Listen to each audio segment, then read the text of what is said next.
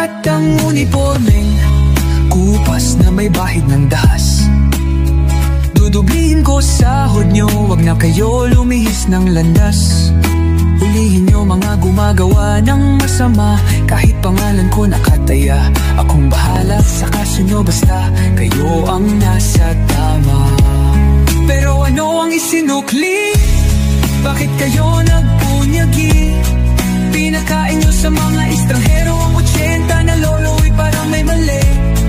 Pagkatapos angat ang inyong moral na dating mabababa.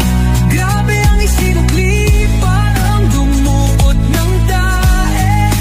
Tapos nilagay sa kamay, sabay sampal sa kanyang mukha. Mahal ko ang Pilipinas, di ako papaapi. Ipinanganak ako sa bayang mapagtimpi.